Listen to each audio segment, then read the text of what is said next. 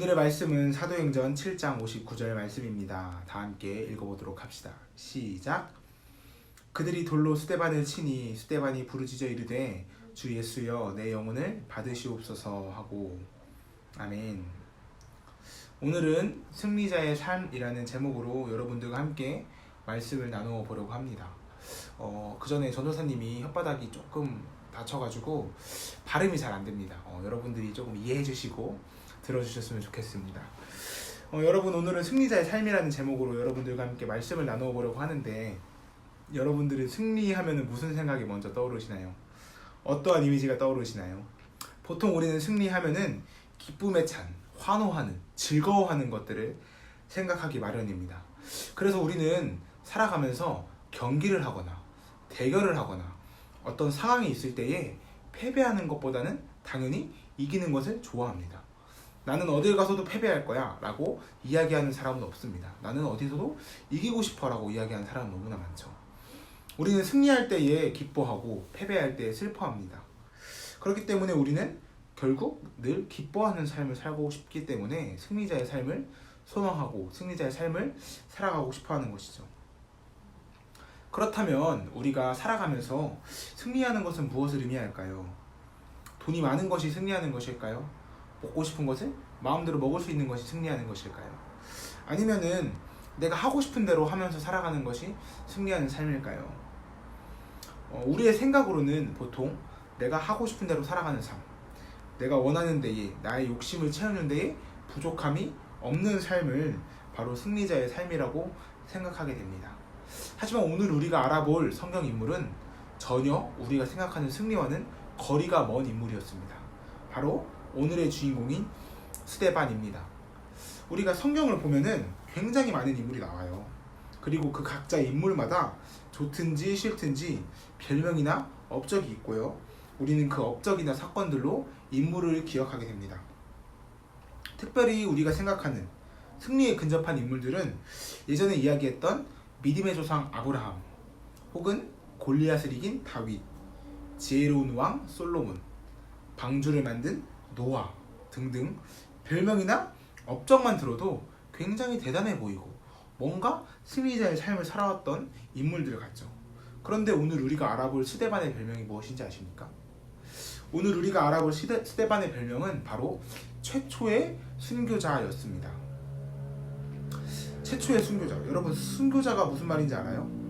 순교는 바로 신앙 때문에 죽임을 당하는 것을 순교라고 이야기합니다. 즉, 순교는 죽임을 당하는 것이에요. 여러분, 죽임을 당한다. 승리자의 삶과 가까워 보이시나요? 아니면 승리와는 멀어 보이시나요? 인간에게 죽음은 피할 수 없는 문제지만 두렵고 현실적이면서 또 슬픈 이야기입니다. 또한 승리와는 조금 거리가 멀어 보이는, 오히려 패배자의 모습과 비슷해 보입니다. 그런데 오늘 주인공 스데반이 바로 순교자였던 거예요. 당시 스데반은 예수님의 12제자들에게 인정받는, 그리고 예수님을 믿는 모든 사람들이 인정하던 착하고 믿음 있는 사람이었습니다. 지금으로 따지면은 교회의 일사 정도 되는 거예요. 그런데 그런 착한 스데반에게 엄청난 위기가 찾아오기 시작합니다. 예수님을 믿지 않는 사람들이 스데반과 논쟁을 하기 시작했고 스데반을 시기하고 질투하기 시작했습니다. 그 사람들은 스데반을 시기하고 질투하여서 돈으로 사람들을 매수했어요. 사람들을 이렇게 돈으로 꼬드겼어요. 그 다음에 거짓말을 했습니다.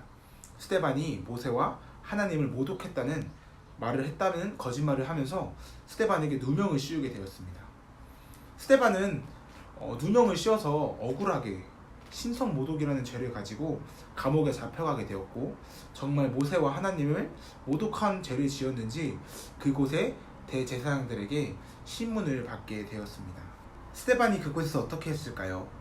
스데반이 저 아니에요, 저 억울합니다, 저는 그런 적이 없어요 라고 억울함을 호소했을까요? 아니면 오히려 자신의 죄가 없음을 알고 떳떳하게 씩씩하게 자신은 죄가 없다라고 이야기했을까요? 스데반은 그 감옥에서 성령의 충만함, 즉 성령님이 함께 하심을 느꼈습니다. 그래서 오히려 자신의 죄가 없음을 당당하게 나타냈고 자신을 신문하는 대제사장들에게 설교까지 하기 시작했습니다. 그 제사장들은 스데반이 하는 설교를 들으면서 마음에 찔림을 느꼈어요. 그리고 짜증이 나고 시기 질투하는 마음이 생기면서 화가 나기 시작했습니다. 그래서 오히려 그들이 스데반을 또 죽이려고 했습니다. 그리고 그 순간 스데반은 성령님의 도움을 통하여서 하나님의 영광과 예수님의 은혜를 느낄 수 있게 되었습니다. 성령님의 도우심을 통하여 하나님의 영광과 예수님의 은혜를 느낀 스데반, 어떻게 됐을까요?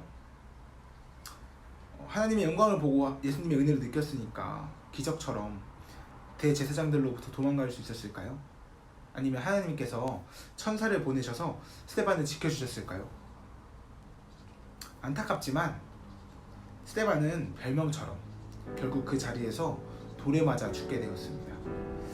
별명처럼 결국 그 자리에서 순교하게 된 것입니다. 스데반도 사람이니까 돌에 맞는 것이 당연히 아프겠죠. 그리고 또 죽음이 두려웠을 것입니다. 하지만 스데반은 두려워하지 않을 수 있었어요. 왜냐하면 주님을 향한, 예수님을 향한, 그리고 하나님을 향한 흔들리지 않는 믿음이 있었습니다. 그리고 그 믿음 가운데에서 씩씩하고 정말 당당했습니다. 죽음이라는 두려움을 이길 수 있었던 것이죠. 그리고 스데반이 이렇게 고백합니다. 주 예수여, 내 영혼을 받으시옵소서. 주여, 이 죄를 그들에게 돌리지 마옵소서. 스데반은 죽는 그 순간까지도 믿음을 포기하지 않았고 오히려 자신을 향해 돌을 던지는, 자신을 죽이는 자들을 안타까워하면서 숨을 거두고 최초의 순교자가 되었습니다. 스데반의 이 고백, 어디선가 많이 들어본 고백 아닌가요? 바로 예수님께서 십자가에 못 박히시기 전에 로마 병사들에게 괴롭힘을 당하면서 말씀하신 예수님의 고백과 아주 유사합니다. 아주 비슷합니다. 누가복음 23장 34절인데요. 예수님께서 이렇게 고백하십니다. 이에 예수께서 이르시되 아버지, 저들을 사하여 주옵소서. 자기들이 하는 것을 알지 못함이니이다 하시더라. 아멘. 아무런 죄 없으셨던 예수님은 그들의 죄를 사하여 주옵소서, 자기들이 하는 것을 알지 못함이니이다 라고 이야기하신 후에 로마 병사들에게 괴롭힘을 당하고 십자가에 못 박혀 죽으셨습니다. 또한 아무런 죄 없이 누명을 썼던 스데반이 주 예수여, 이 죄를 그들에게 돌리지 마옵소서라고 고백한 후에 돌에 맞아 죽게 되었습니다. 왜 하나님께서는 하나님을 사랑하고 믿음 있는 자들의 아픔 가운데에서, 죽음 가운데에서 그들의 죽임을 그냥 내버려 두셨을까요? 진정한 승리자의 삶이 죽어야 오는 것일까요? 요한일서는 이렇게 대답하고 있습니다. 무릇 하나님께로부터 난 자마다 세상을 이기느니라. 세상을 이기는 승리는 이것이니 우리의 믿음이니라. 아멘. 즉 요한일서에 따르면 승리자의 삶은 하나님을 향한 믿음으로부터 온다는 것을 이야기하고 있습니다. 예수님이 억울하게 죽임을 당했지만 자신의 죽음이 결코 헛되지 않고 세상의 모든 죄를 대신하여 죽으셨다는 것을 예수님께서는 알고 있었고 하나님을 향한 믿음이 있었어요. 그렇기 때문에 죽은 지 4일 만에 부활하셨고 하나님 우편에 올라가시면서 죄와의 싸움에서 영원한 승리를 얻으셨습니다. 스데반 또한 억울하게 죽임을 당했습니다.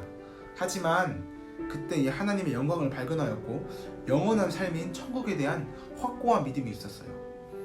그래서 결국 예수님도 스데반도 억울한 죽음 같지만 믿음을 통하여 영원한 승리자가 된 것입니다.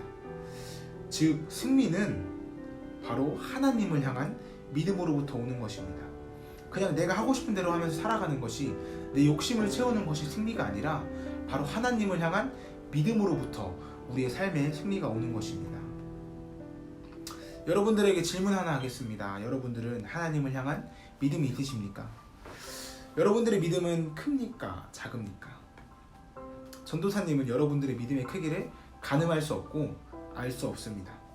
하지만 여러분들의 믿음을 바라볼 때에, 그리고 하나님께서 여러분들의 믿음을 바라보실 때에 여러분들의 믿음이 올바르다면, 하나님을 향한 진정한 믿음이 있다면 여러분들도 영원한 삶을 살아갈 수 있을 것입니다.